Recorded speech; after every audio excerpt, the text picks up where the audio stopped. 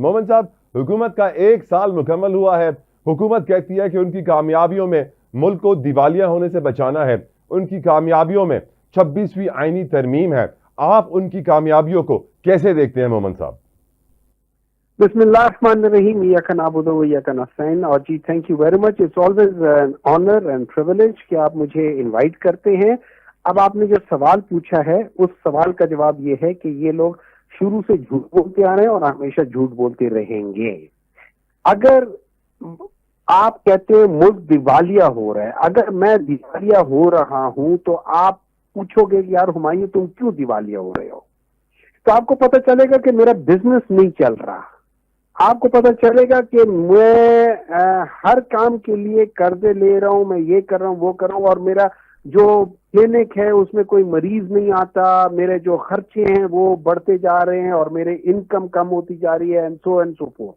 मेरे सारे indicators negative की तरफ जा रहे होंगे। लेकिन अगर आप दूसरी तरफ ये देखें, आप मेरे ये देखें कि मैं पहले 4 मरीज देखता था, अब मैं 10 मरीज देखता हूं। पहले मैं 3 ऑपरेशंस करता था, अब मैं 15 ऑपरेशंस करता हूं। पहले सारी चीजें कम थी, अब सब चीजें ज्यादा हो गई है। लेकिन अब मैं अपने क्लिनिक को भी एक्सपैंड कर रहा हूं, उसके अंदर मशीनें लेकर आ रहा हूं। उस मशीनों के लिए ठीक है मैंने लोन लिया है, लेकिन अब मेरी मशीनें चल रही हैं और मेरे हर एक मशीन के ऊपर आगे चीजें चल रही हैं और मेरा जीडीपी 6.2 पर पहुंच गया है। फिर आप एक दफा सवाल पूछोगे, यार 6.2 पे जीडीपी पहुंच गया है। लार्ज स्केल इंडस्ट्री पाकिस्तान की हिस्ट्री में, इवन जो गोल्डन ईरा था अयूब खान का, उसमें भी 9.5 के लिहाज से थी। हम लोग 11.6% से ग्रो कर रहे थे। तो सवाल उठता है कि भाई किस लिहाज से हम लोग नीचे जा रहे थे। जब लोग कहते हैं कि हम लोगों ने, हमारे दौर में हम लोगों ने $50 बिलियन का लोन लिया था, तो वो ये भी देखे ना कि हमने 70% ऑफ द लोन हमने रिटायर भी किया था। सो इन अदर वर्ड्स, हमारा जो नेट डेफिसिट था वो 30% था। उससे पहले जितनी भी हुकूमतें आई थी उनका नेट डेफिसिट 45-50% होता था। मतलब वो जितना लोन लेते थे उसका आधा या 45% ही वापस कर सकते थे। हमने 70% वापस किया। जब मैं देखता हूं कि हमारी जॉबलेसनेस, जो जो जो जो अनएम्प्लॉयमेंट थी, वो कम थी एज अपोज टू नाउ। आज तकरीबन उसकी डबल हो गई है। और ये याद रखिए, इसमें एक चीज दिमाग में जरूर रखना कि हम कोविड के, जो पूरी दुनिया को जिसने तबाह कर दिया, हम उस दौर में से भी गुजरे थे। तो इसके बावजूद अगर हुआ था तो फिर कौन कहता है कि पाकिस्तान तहरीक इंसाफ के दौर में ये मुल्क दिवालिया हो रहा था? ये झूठ था, झूठ है और झूठ रहेगा। और झूठ कहने वाले, बोलने वाले आज वो चोर हैं जो आकर बैठ गए हैं। इनको अवाम ने अगर मैंडेट, अगर हम लोगों के दौर में फर्ज करें हम लोग दिवालिया हो रहे थे, तो अवाम ने हमें मैंडेट क्यों दिया है? अवाम ने इनको क्यों नहीं मैंडेट दिया? क्यों ये झूठे हैं?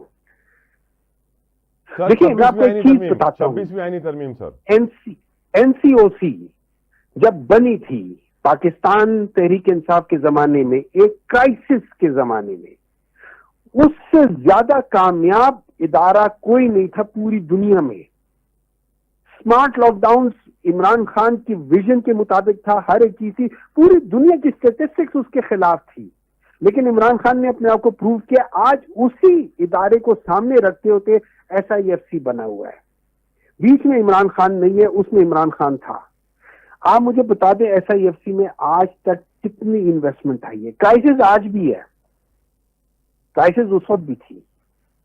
उस वक्त वो सबसे कामयाब तरीन मॉडल था, आज ये सबसे नाकामयाब तरीन मॉडल है। कुछ तो वजह होगी, कहीं तो कोई डिफरेंस होगा। उस एक शख्स की विजन का असल डिफरेंस है, वो विजन नहीं है। मुझे एक बात बताएं, इमरान खान के आने से पहले कभी आपने ये देखा था या सुना था कि भाई स्टंटिंग क्या होती है? हमारे पुराने सारे पॉलिटिकल लीडर्स स्टंटेड थे। इमरान खान के आने से पहले कभी आपने एनवायरमेंट के बारे में सुना होगा? कभी आपने ये जो टूरिज्म का सुना होगा? कभी नहीं। ये वो चीजें हैं जो आउट ऑफ बॉक्स इंसान सोचता है, ये वो चीजें हैं जिसका एक विजन होता है, जो जिसकी एक होराइजन होती है, जो एक्सपीरियंस बाहर किया होता है, वो आके ये चीजें लेकर आ सकते हैं। ये लोग बेसिकली ठेकेदार हैं, ये लोग बेसिकली व्यापार है, ये ठेकेदारी और व्यापारी करते हैं, जो दिखता है वो बिकता है। इस लिहाज से हमने 6 सफों में 409 के करीब हमने इश्तिहार लगा दिए, पता नहीं 200 के करीब ड्रेसेस पहन के अपना एक वो कर दिया, और अवाम का पैसा प्राइवेट अखबारों वालों को दे दिए ताकि अवाम को बताएं कि जी ये चीजें हमने की। भाई अगर आपने की होती तो फिर लोगों को वैसे ही पता चल जाता। बिल्कुल इसी तरीके से कि जैसे हेल्थ कार्ड इमरान खान ने स्टार्ट किया था, ये जो कहते हैं ना कि ये पीएमएलएन ने स्टार्ट किया था, पीएमएलएन ने दिसंबर 2015 में स्टार्ट किया था, इमरान खान ने जनवरी 2015 में स्टार्ट किया था केपी में।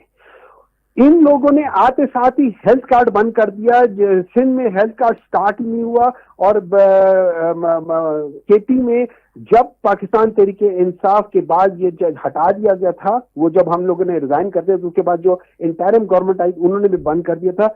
ये हेल्थ कार्ड था जो लोगों के दिलों में उन्होंने जगह बनाई थी।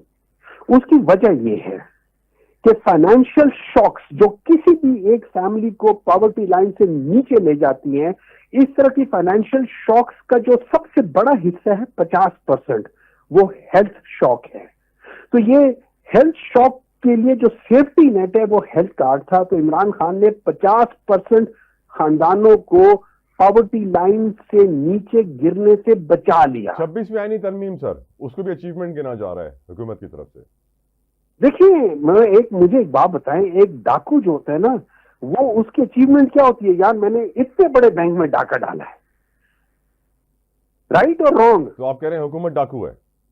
नहीं, मैं आपको एक मिसाल दे रहा हूं ना। ठीक, डाकू की अचीवमेंट उसके डाके हैं, क्या होगी? कितने बड़े बैंक में डाका डाला है। Of course. एक डॉक्टर की अचीवमेंट क्या होगी? कितना मुश्किल ऑपरेशन कर लिया। करेक्ट। ठीक है। एक जो करप्ट लोग हैं वो क्या कहेंगे कि यार हमने देखो 26वीं तरमीम के बाद हमने सारे जजेस को अपने साथ मिला लिया, अपने मतलब के जुडिशरी ले आए। पहले तो जज करते थे, अब जुडिशरी कर रहे हैं। हमने जुडिशरी अपने मतलब की लगा ली, हमने फलानी चीज अपने मतलब की लगा ली, हमने ये अपने मतलब की लगा ली। मुल्क का बेड़ा खड़ा कर दिया है, मुल्क का बैलेंस ऑफ पावर बिल्कुल ठीक, बिल्कुल आपने इंसाफ से हटा के जुल्म की तरफ डाल दिया है। बाकी इनकी अचीवमेंट है, जजेस भी इंसाफ मांग रहे हैं। अचीवमेंट में अवाम इनको बहुत ज्यादा मारेगी।